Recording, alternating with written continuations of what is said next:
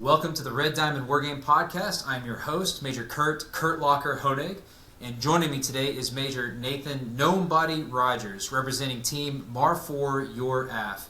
Nathan, thanks for joining me today. It's great being here, man. Please note that all opinions expressed are entirely those of the participants and do not reflect the United States Marine Corps, their units, or any other organizations of which they are a part. So, Nathan, we just wrapped up the Commandant's Cup at Modern Day Marine in Washington, D.C. I'm assuming that you enjoyed your nice, cushy first-class tickets all the way back to Germany on the taxpayer's dime. You're welcome. What was your impression of the Commandant's Cup overall? It's impressive, like what Tim and his team are able to do for that whole thing, right? So, just getting everyone together at Objective 1, coordinating. We had 11 teams there, so coordinating that with some of us traveling international, everything was very smooth, right? All the way from just getting there, executing the event, and then returning to home station. It was a fabulous experience. Yeah, awesome. We got to play 5 total rounds if you qualified for the fifth round, which you and your teammate did. Yep. What was your overall impression for each of the games that we played? Oh yeah, so each one had its own different take, right? So we started with the Hex War against the AI opponent. That one was good. I need to get back on to the Midway campaign to check that one out again. A couple of things I want to do different there, but then from there transition to my first day was Joint Tactics Arena. That was in the afternoon, and then had Flashpoint in the morning.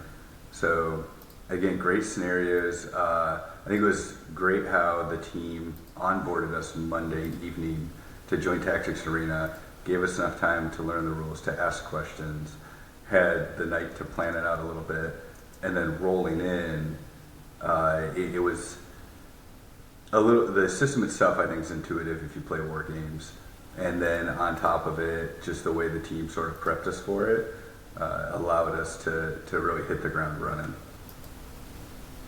Yeah, absolutely.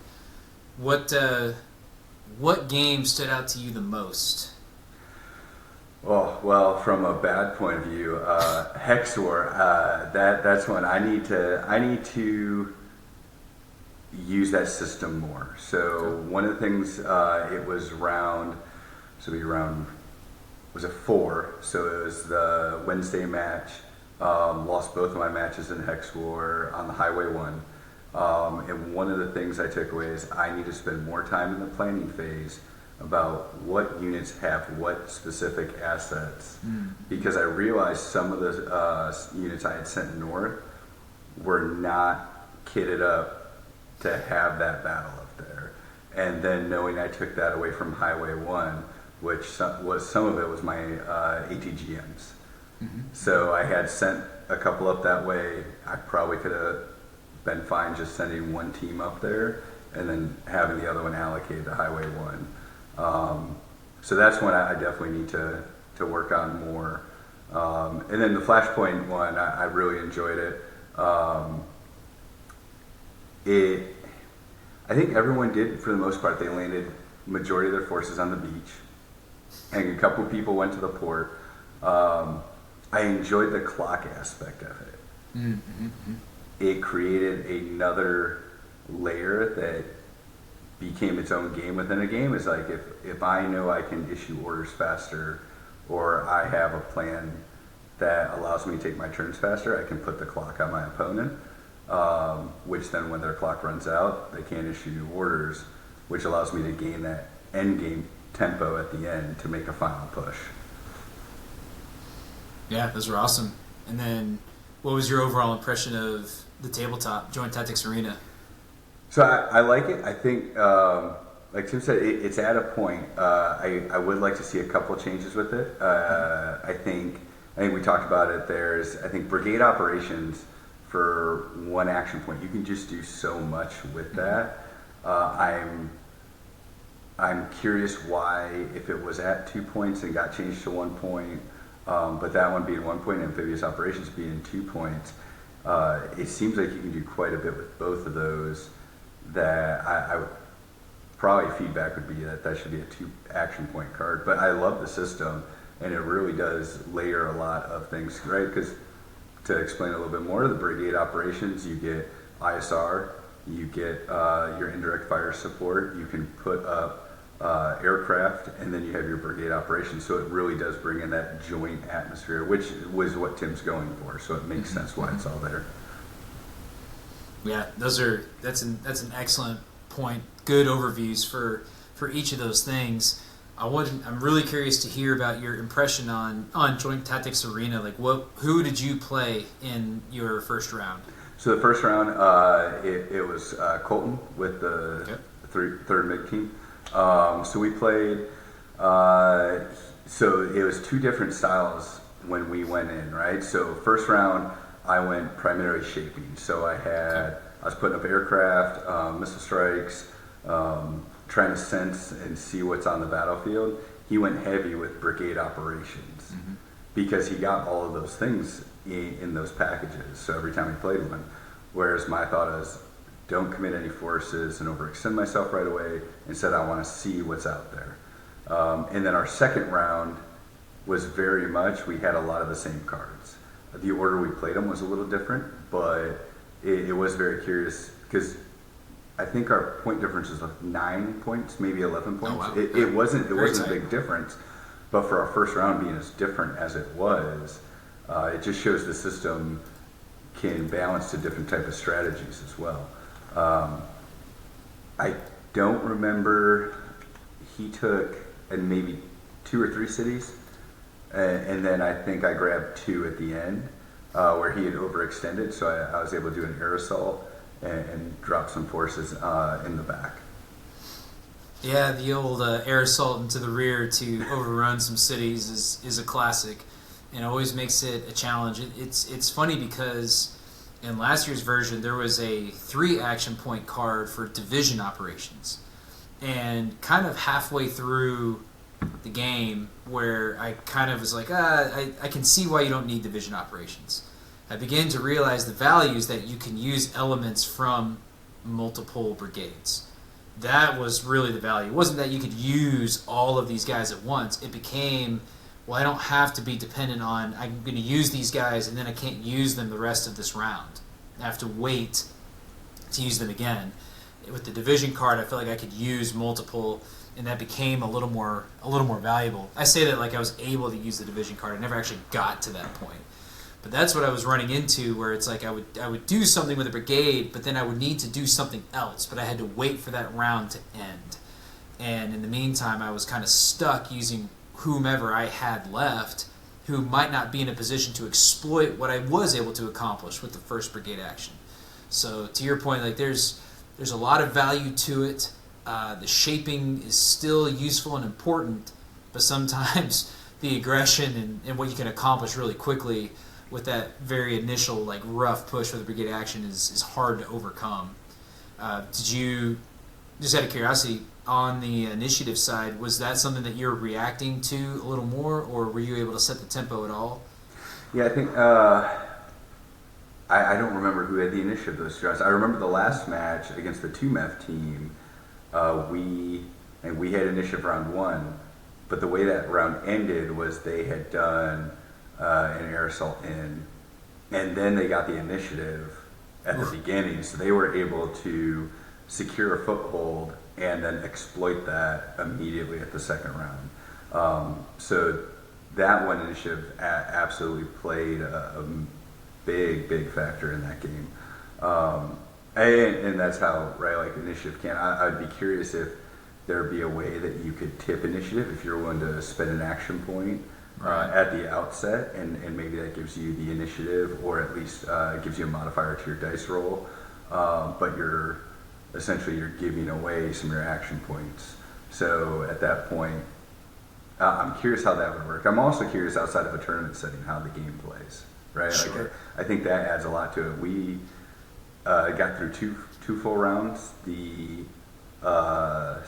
finals match, and we got through about 1 3/4, 1 1/2 for the first round. So I'd be curious if you are committed to a whole game, how people's strategies actually adjust to that. Because we all knew we were on a time clock. So yeah, I was laughing that ironically we still made it farther in the 5th round with both people being able to contribute to the decision making. So I actually ran into several situations where it's like, okay, he actually started the 2-minute clock on me, where I'm at risk of losing because I couldn't decide, like, hey, should we just go ahead and do this, or we have this on call? Like, which one should we employ?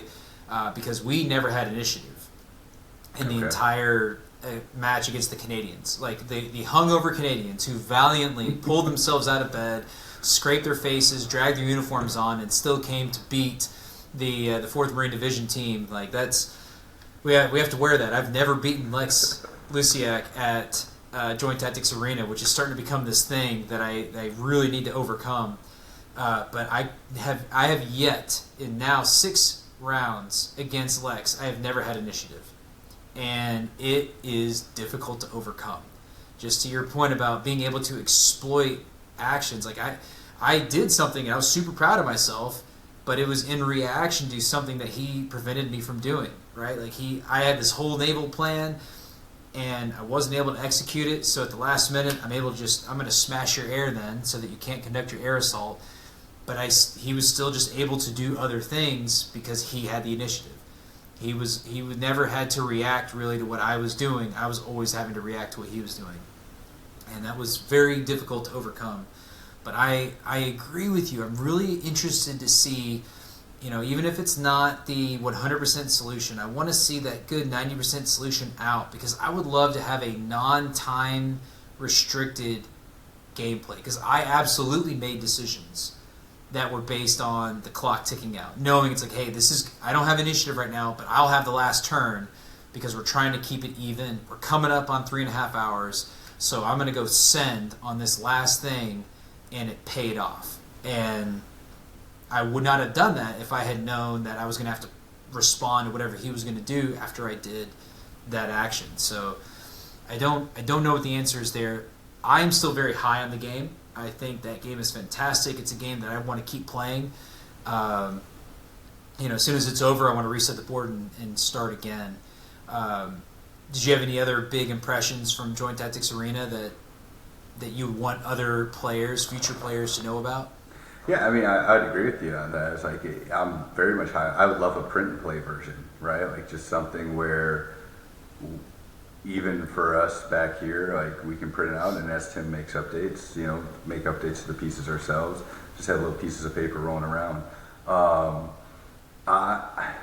I enjoyed, so things I enjoyed, just having security forces, and you have air defense, you have the naval, like all of those pieces are great.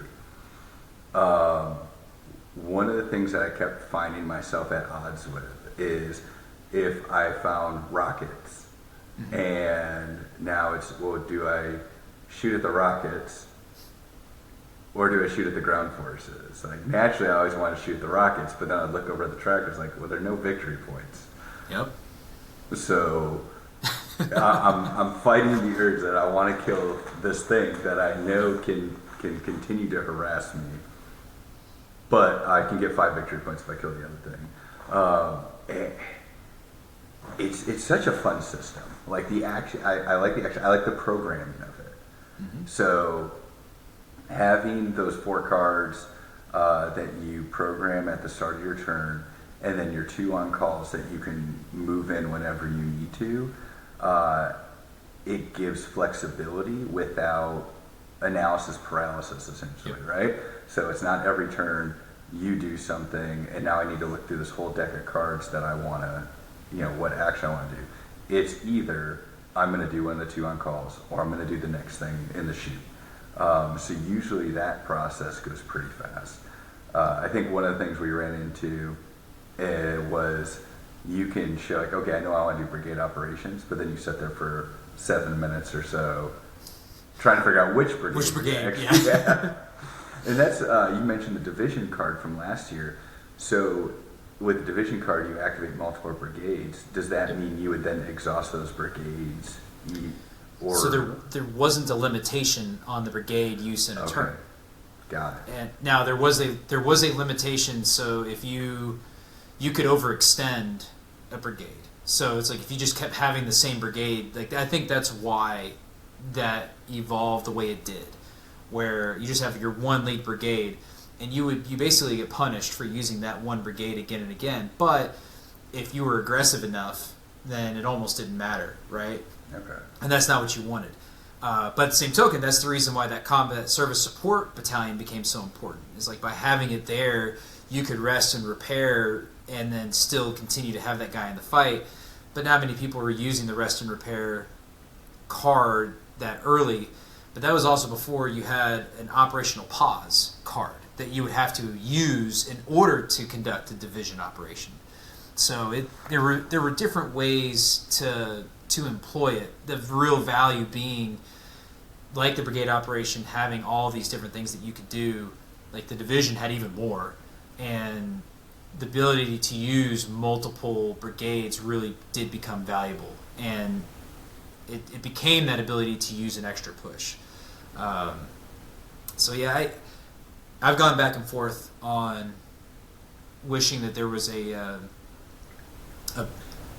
like either having division or having like a brigade reinforced type action that requires two, where you bring the brigade action down a little bit, right? Like maybe you don't give it an air component, and then maybe you have like a brigade reinforced action where you do get the air component and a missile strike component that can be used for shaping fires, right? You give yourself a 1, a 2, and a 3 if you ever wanted to use like that division card, so that you could do this brigade action, it can go fight, and it's got its own internal support, but you don't get air.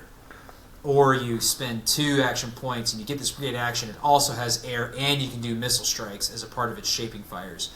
Or this amphibious operation, which is basically the same thing, except that you can also move naval assets and you can use airlift in addition to your mobile, right? Like there's that little extra level, so those become more on par. And then you have your division where it's like, dude, if you want to spend 3 action points and something else, like, more power to you, but that's half your turn right there. If that doesn't yield you results, then now he's got 3 unopposed actions to beat you up before you get to do anything else. But I think that's a great decision to make, right? Like, what are you going to go through in your thought process to think that's a good idea? I should do it. Do you think, as we sit here and solve the world's problems, if brigade operations became a 2 action point card, but then you had a 1 action point card that was almost like a shaping card, so you could move up to 2 battalions, right? It doesn't activate the brigade as a whole. You can choose between, you get ISR, and then you can choose between some type of shaping, like whether it's air or artillery or something, or even naval, right? So 1 action point, you can pre-position 2 of your battalions for the attack, and then you get a little bit of supporting fighters. Like, yeah. So the irony is that you're almost describing the operational pause card. Oh, really? Which was what you had to use before you could conduct either an amphibious operation or the division operation, or action. Excuse me, the amphibious action or the division action. And it's a very funny balance of, like, they kind of folded that into the reinforced cards. So the idea that you could then move assets into a pre-position, like you couldn't do supporting fires, kind of like what you're describing, but you could move people and up to the line of departure, right? You couldn't cross into enemy territory, but you could move people up. So it would allow you then to keep tanks in the rear, and they would still be able to move up and then be able to move all that way forward. It kind of preempted you to have a 1 to 2 card prep phase, use a rest and reinforce so that you rearm your missiles, you pre-position your forces, and you can get all your loitering munitions. If they've been used to defend against other things, you can re-up them, and then now you play your brigade action and you actually start launching things forward. So it's that balance of, like, what's the intent versus what's the execution look like, and then these players find a way to screw it all up anyway. So yeah, I should have probably used the rest and repair action card a lot more. I used it the first round. Actually, I did a missile strikes, and then I used that and did another set of missile strikes after that. Oh wow, you went all in on shaping for 3 cards then. Yeah, that was the entire thing. That first round was all shaping. I tell you, for me, if I was going to shape, and this is the lesson, the value I have of having played for a year, right? Where it's like I'm reading the capability of the missile strikes. I'm getting worried they're not as valuable. It's like I can achieve more with SOF than I can with missile strikes, because SOF I can not only use an ISR token, but I can also just, if I want to, visually see anything up to 4 different locations. If I want to really risk it for the biscuit, then I can insert them and see everything in 4 spots, with the chance of maybe 1 or none successfully getting in. But they're usually pretty good. At the same token, I mean, I use SOF to actually destroy ships, which is a thing I had the opportunity to do, you know? And it's just one of those, like, if you have the option to do that, what a great use of SOF, because missile strikes, there's no guarantee I'm going to successfully hit the ship. But with direct action, I'm able to get in there. If I succeed, like, I might lose my SOF, but I'll take out a ship. And it doesn't cost me anything. I don't lose points for losing SOF, but I gain points for killing a ship. So that became, like, if the opportunity presents itself, that becomes a significantly more valuable action than missile strikes again. So, I don't know. Yeah, I mean, I know this, and I think most people did this, is using supporting fires and loitering munitions to help upgrade your dice by actually doing any strikes on enemy units. Okay, so that's your table as well. Yes, that generally became, it's like, hey, do you want to try to destroy this thing? Like, no, just up my die roll. Now, the cautionary tale is that Lex did that to me. He upgraded one of his units all the way to a D20 and rolled a 1. Okay, so you can upgrade your unit. So that was the story. It's real. That was the story of Colton, my game. Is we were doing a whole bunch of really cool things and getting aggressive with it. Our dice rolls were terrible. It happens, man. Yeah. But that's combat, right? That's war. And that was the funniest thing, where he put he had air, he had supporting arms, he had 2 different loitering munitions, and he used all those to upgrade the 1 dice. And it's like, if he had spread them out, he probably would have had better effects overall. He at least would have had 2 more chances to take out a step that he just didn't have after that. But then if he rolls that 20, that's a great challenge. Now, depending on what the unit was, right? Because if he does double or triple the damage, now that's more steps that you lose. And there was a part of me, if I remember right, I think his math, that was why he was doing it, not realizing that I was in a town, so I had a +1 defense. So I think it went from, I'm trying to beat a shield, I think it was a 5 or a 6, to beating a shield 7, right? So you would have to roll a 21 to get all 3 in 1 die roll, which you can't do. So that became the, like, at best I can get 2, which is still great, but then you get 0, and now you can't get, because I think then he's having to roll a d8 to get a 7, right? And that's the challenge, right? Like, you could, 20% chance, but I just like much less likely. The sacrifice mechanic for the dice. Like, if that dice cannot actually get through, it's just automatically sacrificed to upgrade a dice. So that way you're never out of it, right? Like, I think that's a good mechanic. That is a fantastic mechanic, and it stops the idea that only certain units can attack other units, right? Like, there is value. To be fair, there's value to achieving suppression, right? Like, that's something that's real. Where if you suppress something early enough on, then you could totally ruin that guy's life because he wants to conduct a brigade action and can't. The thing's suppressed. And so he has to rely on something else. That's a great mechanic, and it makes it so you're never done. There's always another way to attack that. I think Joint Tactics Arena is amazing. What was your thoughts and opinions on Flashpoint campaigns? I like Flashpoint. Flashpoint campaigns is fantastic. I think we talked about this a little bit before the tournament. I love the crunchiness of it, like issuing the orders, setting your SOPs, Having to actually do the serialized loads and everything, I think all that's fantastic.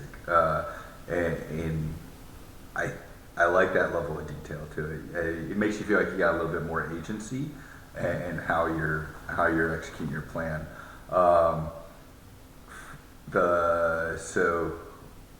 Flashpoint I did pretty good at. I think, what was it? One of the things that I was curious about, and I'm curious to get your take on it. So, what I ended up doing when I was defending the beach, I put all my tanks right there on the coast, right? Yep. And the reason I did that is because in a previous game that Chris and I were playing, I did hold them back to respond to where the landings were, right? Keep them in the reserve. Okay, he's landing there. I'm going to move them, and it's easier to move them back there. So is that something that you tried as well? Or, because to me, I wouldn't want to put my tanks right there on the beach, right? But for the game, it works out. Yep. I think this is where, and this is a part of one of my half-written Gazette articles, I think this is where Tim's team needs to be composed of more than just the awesome guys that he has working for him right now, because their primary job is to facilitate wargaming at Marine Corps University, right? So those guys are diligently setting up outstanding games for EWS, for Command and Staff, for McWar, for SAW, and that is incredibly important that we're doing all those things. But that also means they don't have the time to sit there and play test a lot of the scenarios that we are gonna end up playing, whether it's in the Expeditionary Engagements Tournament or at the Commandant's Cup. And I think they would have discovered very quickly, if he had some play testers, some wargaming fellows that he could task to test some of these different games, they immediately would have identified, hey, this scenario departs too far from realism. Like, we would never park platoons of tanks on the beach because it would expose them to preparatory fires. We would keep them back so that the preparatory fires wouldn't be able to easily identify and destroy them. We would try to survive the round of preparatory fires and then push them forward so that you can attack them as they arrive on the beach, right? Like, that's what you would do. But since that mechanic wasn't discovered and it wasn't built in, it didn't make sense not to. At best, you're going to get one MLRS shot before you had to rest and resupply that firing unit, which I don't think is an accurate description of how those systems would be used in an actual PRC invasion on Taiwan. So, it's a game. It becomes a gameism that once you've discovered it, you can't undiscover it. I think if it had been discovered ahead of the tournament, then a simple limitation on tank deployment would have about solved that problem. Yeah. Such as, hey, you can move all these forces around, you don't even get to find out where your tanks are until after the clock is running. Then you don't even get to issue them orders out the gate the way you get to issue orders for everything else. And I think what that does is that at least allows, if you have a highly aggressive PRC guy like I was, because in my mind, knowing that everyone's going to park their tanks on the beach, my best bet was going to be to overwhelm one single point and try to get assets on to get now behind and then do whatever damage I can. It didn't work because I was unable to overcome those assets being on the beach. But I think if they were far enough in the rear, then at the very least, one wave of LCACs could have made it ashore, deployed some PRC tanks, and now you have ZDTs fighting on the ground, and it forces more decision making on the ROC side. I think the Taiwanese forces then have some actual decisions to make. I think the level of decision making was reduced because it just became, if I put them on the beach and then whatever assets I don't kill, I just shift them over to where they do land, because that's what I did to my opponent, where he actually split into two landing zones, which I was like, I don't know if I want to risk that. And he got forces ashore, but they weren't now large enough to secure that foothold. So tanks just pulled out, moved over, and rolled over them. And that wasn't the most difficult decision to make. I think if the tanks were in the rear, though, and I mistakenly sent all my tanks to respond to his first initial push, then he would have had an unopposed landing. And then I wouldn't have been able to then respond because they would be busy executing the first set of orders. Like I would then they would be out of position to rapidly respond. I think that completely changes the nature of the decision. Or I would have had to have held my guys back, and then maybe I don't send enough to repel that first invasion. And now we're really in the races. And I think that would have been a completely different ballgame. Yeah, I mean, they have it split up already with like a north and south deployment zone, don't they? Because I thought that's your FARP's down in the southern deployment zone. Like right. you can't move them. So yeah, they just extended that to the highway that runs back there, yep. and like you can't deploy your tanks any further north of that. Or they allow the PRC to have more shaping fires. Yep. So it's like you can put your tanks there, but those shaping fires are going to be able to range them. Yep. That would have been a whole different ballgame, and it's a new addition to my article, the use of the Wargaming Fellows, and I'd like to see that. Frankly, I'd like to be one, and yeah, I'd so like to you see don't need to do that. Tim can just recruit us. Yeah, right. but then you can't go back to the tournament and try to be correct. So. That is a sacrifice that the Wargaming Fellows would have to make, or they would have like required participation in all the tournaments, but then not be allowed to participate in the Commandant's Cup itself. But I think though, if then they then become facilitators, and you could have a Wargaming Fellows table, right, where it's like, hey, you don't get to do everything else, but you get to have an 8-hour session of Joint Tactics Arena and beat the snot out of each other. I can't think of a more fun way to spend the day other than facilitating all the other games, right? If I don't get to be a participant, then that's what I would like to see. Yeah, is there anything else? Anything else that jumped out at you about Flashpoint? No. I'm excited to see, based on some of the discussions we had, I'm excited to see the new projects that they're coming out with. Yeah, absolutely. Super excited for those. I love that they took the time to share a bunch of those products. I'm excited about scenario development, map development. I think that's awesome. And obviously drones are always big in terms of preparing for future conflict and just recognizing how prevalent they are going to be. So having those developed and input are going to be incredibly useful. I'm excited to see that. Yeah, I mean, yeah, it's like big wins for them and the Hex War team. Because it was that Tuesday night, we had that social where they had some time with us and got to talk about all the things that they're working on, and that was probably outside of just playing games, that was definitely a highlight. Absolutely. Definitely a value add. I would have liked more time to just sit around and drink beer and talk wargaming with all you guys, but at the same time, I was physically and emotionally exhausted each day playing all those games because the competition was fierce. And that includes both like who I got to sit across from and then playing the computer, like we were talking for Hex War. What was your Hex War experience, both against the computer and against an opponent? Yeah, so the AI one, I've gone back to that one a lot. So because I haven't played, like I did the mixed package. I think it was option 4. So I had predominantly it was air assets, and then I had some of the ACVs. My time space analysis was correct. I was like, it's going to take them about 3 turns to get to the beach. Yep. So I was like, okay, so I can start shaping, and I'll have 3 turns of shaping. Then they hit the beach. If there's any air defense left, they'll attack that, and I start bringing in the air assault. The issue was that once you move the unit, the AI knows you're there. And I didn't factor in the fact that I'm going to move these guys, and then I just see all the drones go up. Yeah. And so that was when I think 3 of my ACVs went down, which hurt. I managed to gain a foothold in the southern portion of Midway, and funny enough, I was able to shape off the rockets, the air defense, and the AI started moving all of the red down to that south end of the island, which was great because I was doing an air assault in the north. Yeah. So they moved red. I was able to gain a foothold, but they got me below the threshold. I think it was turn 10. You're so close. It was 12 turns, yeah. and they hit me. I was trying to shoot some smoke over there to hopefully let the ACVs hold on a little bit longer, but that didn't work out.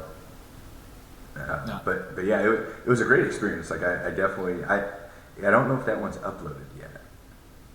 I have not seen it. Okay. I would absolutely like to see it because I actually think that scenario is one of the best gateway scenarios I've seen for Company Commander. And there are some great ones. I think the Taipei scenarios that we did for Top Tactics are fantastic. But there's not Marine Corps units. So if I'm trying to get a Marine who's like, LOL, what's this wargaming thing? Bunch of nerds. And then I say, okay, I'm going to give you 6 options. I'm going to have you play the AI. Like, I want to see what you can do. Like, which of these options do you think makes the most sense? And then have them go through it and just to see the rapid identification of like, oh, this is not an easy solution. Yeah. There is not an easy way to think about this. And all of a sudden, they're not even considering the fact that they're wargaming. They're trying to solve the problem that we all care about. How do we seize a small island, heavily defended, so that we can establish A2AD in an area that matters? And that's awesome. That's exactly what we want to achieve. The options approach is great. Yes. That very was so, pleased by that. So much fun.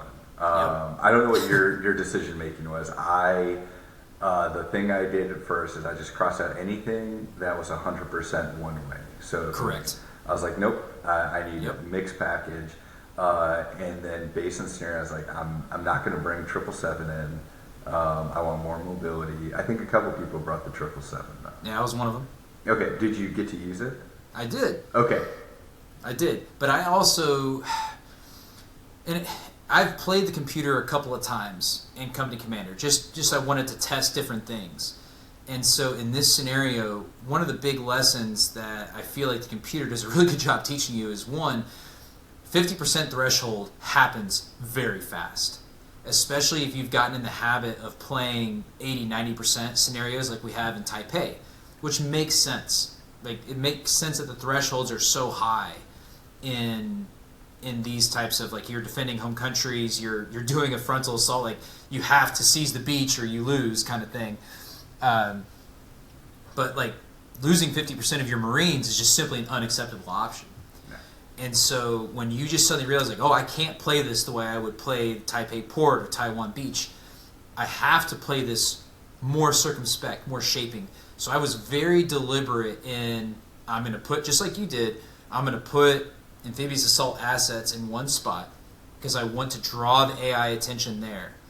I'm going to seize the nearest piece of ground that I can to get my artillery down with some security so that I can have additional suppression, and I'm not moving the rest of my forces in until I've achieved all the effects that I want. And even with all of that very deliberate thought process, I still lost at least one ACV and I lost at least one helo. But because I was able to get those forces down, I split the AI's attention. And so they weren't able to mass forces down to drive my howitzer, like my fire support base couldn't be driven off. And so then those dudes just started moving forward and just started taking out each of their infantry one at a time until eventually I cleared all of Western. The downside, though, was that you couldn't achieve 90% by just clearing Western. You had to take Eastern as well. And so I was able to get my forces ashore in Eastern, but they were too far away to actually take out that 90% before my 12 turns were up. So I gained control of the situation, and I was able to methodically start achieving the effects that I wanted, but not to the point where I was able to be 100% successful. I mean, that's good. I completely ignored the Eastern Island. I was like, okay, yeah. I found the rockets. I found the rockets, and I was able to see what was over at Eastern, and I was like, as long as I keep my air assault at a certain area, they're not going to be able to really affect me. So I focused on Western and went there. Again, it didn't work out. All right, I went below the threshold round 10, and I wouldn't have gotten to the 90 because I would have been in the same situation where I wasn't going to be able to action Eastern anyways. But the thought process was, I know I can secure this. In a perfect world, like, I don't know what that would look like, right? Like, how many of your forces are you going to send over there if you have, because we were very limited in the forces that we had. So I don't know if from a commander perspective, do take it and you're like, okay, we're just going to take Western, and then we will essentially push over to Eastern later? Or do you commit a small force over there, but you already are going in with a small force? Because the scenario itself was, it was the PRC had done their attack on Taiwan, and then they went and seized Midway. Yep. And so we could not commit a large force to retake it. So you had a very limited force that could actually go and do that. Yep. So I love, like, the scenario is great, options, everything about that was a lot of fun. And that's why I've been, outside of, household goods and stuff getting packed up, I've been trying to get on Company Commander to see, did they upload it yet? Did they upload that scenario? Because I just want to get back to it. I know a couple of the competitors, they were able to get on there while they waited and run through the scenario another time. Yeah, absolutely. What, if anything, would you like to see a little different if you get to compete in the Commandant's Cup next year? I mean, I want it to be longer, but we're sort of restricted to modern day Marine timeline. Yeah. I think I still want to see a team aspect, right? Like we did get to play Joint Tactics Arena as a team, and that was fun. But I think for a team-based event, there's still a lot that can happen there to really show a team dynamic. Is it a flashpoint where you have both of you are commanders and you have your boundary lines and you can coordinate through there and do cross-boundary fires, or maybe based on how our flanks are tied in, we're able to manipulate the adversary a little bit? Is it Joint Tactics Arena and maybe you split how the brigades are being operated? Also goes to, do you up the amount of players on a team? Do you do 3 players per team? And you start rotating where one could be a division commander and then you have your 2 brigade commanders out there. I think what's great is there's so much room for this to grow. Mm-hmm. And that's probably the best thing, right? Like we get to be the test subjects, but 5 years from now, even, like, we may see this thing that doesn't look anything like what we participated in a great way. And I think that's what I'm excited most about. Like, when you talk about facilitation, I would be happy to do that, right? Like, if we can grow it and help Tim, like, achieve that dream, I'd be enthusiastic about doing stuff like that. Nathan, it was a pleasure competing with and against you at the Commandant's Cup, and I sincerely hope that I get the opportunity to do it again next year. Thanks so much for being on today. Yeah, thanks for having me, man. Have a good one.